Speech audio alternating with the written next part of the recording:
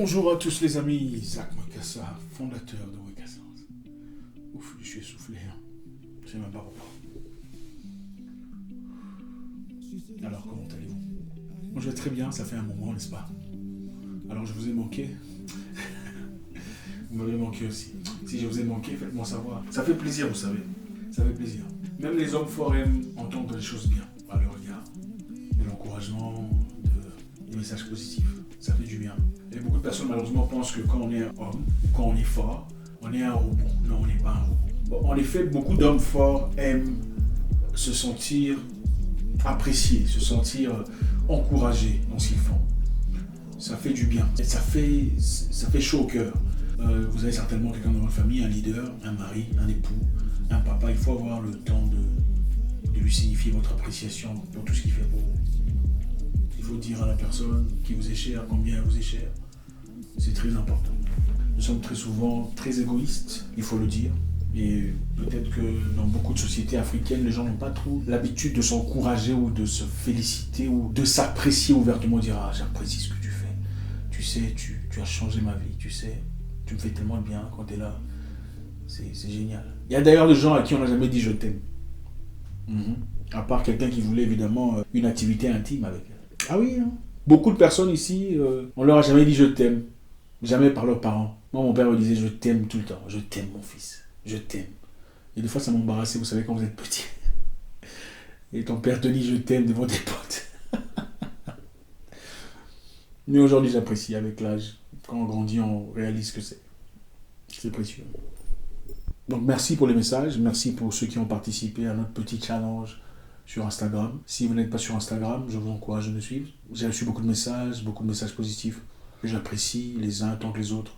Merci infiniment de faire partie de notre mouvement de grandeur. Merci de nous grandir, merci de nous fleurir ainsi et devenir une communauté réelle. Ça fait vraiment plaisir. Vous m'avez posé beaucoup de questions difficiles. J'espère que j'ai pu répondre à la hauteur de vos attentes. Je sais qu'il y a eu beaucoup de questions que beaucoup n'ont peut-être pas compris, mais comprenez que Instagram ne vous donne que 10 secondes pour faire une réponse et on ne peut pas laisser...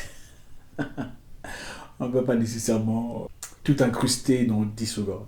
Donc voilà. Aujourd'hui, je voulais passer un message très intéressant sur la correction. Vous avez déjà certainement rencontré une personne de proche, une personne que vous appréciez, une personne géniale, une personne merveilleuse, présente, participative, mais une personne qui a des défauts, qui a des vices, comme tout le monde d'ailleurs, n'est-ce pas?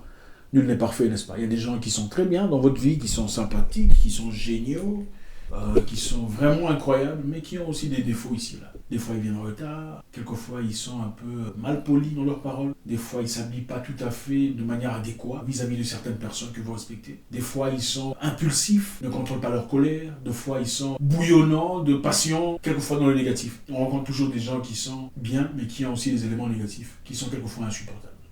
Qu'est-ce qu'on dit généralement? Les gens généralement pour se défendre disent « Ah, si tu m'aimes, il ne faut pas essayer de me changer, n'est-ce pas ?» Vous avez déjà dit ça à quelqu'un, n'est-ce pas? Si tu m'aimes, pourquoi tu veux me changer? C'est stupide. Si tu m'aimes, pourquoi tu veux me changer? Il faut me laisser tel que j'étais. Tu m'as trouvé comme ça. J'étais impoli avant toi. Je veux rester comme ça. C'est stupide. Je ne parle pas gentiment aux gens. Je peux être discourtois. Il faut me laisser comme ça. Tu m'as trouvé comme ça. Si tu m'aimes, tu ne peux pas me changer. C'est stupide. Aimer quelqu'un ne veut pas dire tolérer ses bêtises. Absolument pas. Non. Aimer quelqu'un ne veut pas dire le laisser faire tout ce qu'il veut faire, même si ça porte atteinte à votre personnalité, même si ça porte atteinte à tout ce qui vous entoure, au nom de l'amour. Et surtout pas de la paix. Ce n'est pas ça l'amour. Quand on aime une personne pour de vrai, on l'aide à se redresser. Aucune personne n'est parfaite. Mais l'amour, c'est pas tolérer, aimer, il faut la comprendre. Vous savez, ma femme, elle est schizophrène. Il faut comprendre mon épouse ou mon amie, elle a des troubles de personnalité. Non, on ne peut pas comprendre. Il faut redresser votre femme. Si nous sommes amis ou nous faisons part de la belle famille, il faut redresser votre femme à l'égard de son comportement parce que son comportement devient inacceptable vis-à-vis des personnes qui vous sont proches. Et si votre femme vous respecte, elle comprendra que aimer quelqu'un, ça ne veut pas dire il faut me laisser comme ça, tu m'as trouvé comme ça, non. Quand quelqu'un se balade nu, il dit je suis nu, il faut me laisser nu. Non, il s'habille, n'est-ce pas? Voilà. La plupart des gens ne veulent pas fournir d'efforts pour changer. C'est ça le problème. Il faut me laisser comme ça, vous m'avez trouvé comme ça. Chaque matin, vous prenez le temps de vous couvrir. Vous couvrez votre nudité, n'est-ce pas? Vous couvrez, vous maquillez. Vous pouvez en faire autant pour votre comportement. Aimer quelqu'un, c'est redresser la personne. Ce que tu es en train de faire là, ce n'est pas bien.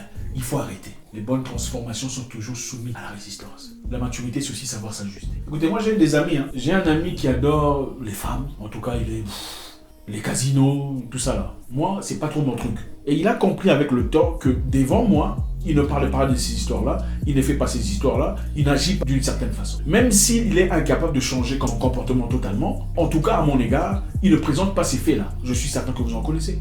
J'ai aussi un autre ami qui regarde certainement. Moi, je l'appelle Soulard. Il adore la bière. Mais devant moi, il ne le fait pas. Par respect, par considération. Le respect, c'est aussi savoir que mon pote, ou mon frère, ou mon ami, ou ma compagne n'aime pas quand je fais ça. Il faut que j'arrête. Il ne va pas dire, bon, tu m'as aimé comme tu m'aimes, comme on est proche, tu ne peux pas me changer. Non, c'est de la stupidité. C'est de la stupidité. Il faut savoir se remettre en question dans la vie. Que vous soyez la personne qui se plaint ou la personne sur qui on se plaint, il faut savoir se remettre en question. Il n'y a aucune personne qui soit parfaite sur Terre. Ça n'existe pas. Quand les gens se plaignent sur vous, sur votre comportement, il faut savoir écouter, prêter attention. C'est aussi ça la maturité. Vous pouvez quelquefois croire avoir totalement raison sur une situation. Mais peut-être que votre façon de présenter votre situation est complètement catastrophique. Ce n'est pas comme ça qu'on parle. Vous pouvez avoir raison dans une histoire, dans un débat, mais votre façon de présenter vos arguments est complètement mal polie. Vous perdez complètement raison parce que vous ne savez pas comment présenter vos idées. Il faut savoir accepter que vous êtes impoli et ajuster votre comportement. C'est ça la maturité. Nous sommes humains et les humains font des erreurs. Et savoir reconnaître ces erreurs est un grand élément de la maturité. Je pense que l'amour ne se limite pas à dire je t'aime, tu es merveilleux, tu es intéressant, tu es, je sais pas moi, tout ça. C'est aussi dire là, tu as gaffé. Il faut savoir te redresser. Et aimer quelqu'un, c'est aussi dire ok, je pense que lui n'aime pas ça ou elle n'aime pas ça. Comme elle n'aime pas que je rentre en retard, je fournirai un effort. Malgré le fait que j'ai toute ma vie vécu une vie nocturne. En tout cas, je ferai un effort pour m'ajuster. C'est ça, aimer et considérer les gens. Il y a une autre question qui m'a été posée par une personne pour savoir est-ce qu'il est acceptable de regarder le téléphone ou de fouiller le téléphone de son conjoint. La personne a posé la question de savoir est-ce qu'il est acceptable de fouiller le téléphone de son conjoint. Je vais être très clair à ce sujet. Quand vous vous mettez avec quelqu'un, vous apprenez à le découvrir. Vous apprenez à le connaître. Ses insuffisances, ses défaillances, ses forces, ses capacités. Vous vous mettez avec une personne pour l'amour. L'amour, ce n'est pas la surveillance. Quand vous commencez à surveiller quelqu'un, vous n'êtes pas amoureux de lui. Ça veut dire qu'il y a une insécurité. Cette insécurité est probablement en vous. Vous avez peur de le perdre. Alors vous commencez à fouiller. Qu'est-ce qu'il a dit à qui? Qu'est-ce qu'il a dit à quoi? Certaines personnes trouvent ça très impoli de venir fouiller leur téléphone. Si vous ne le savez pas, je vous informe. J'ai déjà été confronté à ça dans le passé.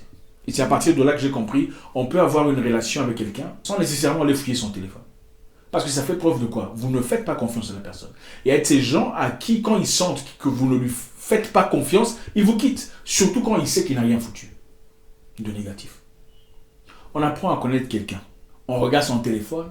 Quand on n'y trouve rien, après un temps, on regarde encore, on ne trouve rien. On comprend que ce monsieur n'est pas de ce genre-là. Ou cette femme n'est pas une manipulatrice. On apprend à l'aimer comme ça. À grandir, à avancer avec elle. Vous pouvez fouiller par hasard. Mais quand vous amenez dans vos relations actuelles vos éléments du passé, ça devient un problème. Pourquoi les gens veulent fouiller les téléphones? Pourquoi on veut fouiller les téléphones, vous savez? Les gens veulent fouiller les téléphones parce qu'ils ne veulent pas vivre aujourd'hui ce qu'ils ont vécu dans le passé. Ah oui, c'est ça la vérité. Une personne qui n'a jamais été confrontée à un monsieur qui l'a menti à travers le téléphone ne viendra pas fouiller votre téléphone. Je répète, une personne qui n'a jamais été confrontée à un monsieur qui l'a abusé à travers le téléphone ne viendra pas fouiller votre téléphone. Les gens viennent dans des relations nouvelles avec leur mentalité du passé. Donc, soignez-vous d'abord. Il y a des gens qui sont des victimes, c'est-à-dire des hommes qui sont des victimes dans une situation où la fille vient dans la vie de l'homme, elle commence à fouiller le téléphone. C'est qui? Tu parles à qui? En fait, il n'a rien fait. Le monsieur, le pauvre n'a rien fait. C'est toi avec tes problèmes, tu as des difficultés, des blessures. Beaucoup de gens vivent aujourd'hui les résultats du passé de quelqu'un d'autre qu'ils ont approché dans leur vie. Et c'est injuste. Vous vérifiez le téléphone au départ, une fois vous ne voyez rien, vous laissez tomber l'histoire du téléphone. À un moment donné, aimer quelqu'un, c'est aussi savoir faire confiance à la personne. Moi, je ne voudrais pas être avec une personne à qui je dois toujours vérifier, elle est avec qui, elle fait quoi. Ce n'est pas l'amour, ça. C'est de l'insécurité, ce n'est pas beau. Il faut grandir à un certain niveau. Il faut élever le standard. Les vidéos sont de retour. aucun doute. Balancez votre commentaire, vous savez comment c'est. En tout cas, balancez votre commentaire. Je le lis personnellement depuis un temps. Et avec un peu de chance, je ferai une vidéo pour vous répondre. Au revoir.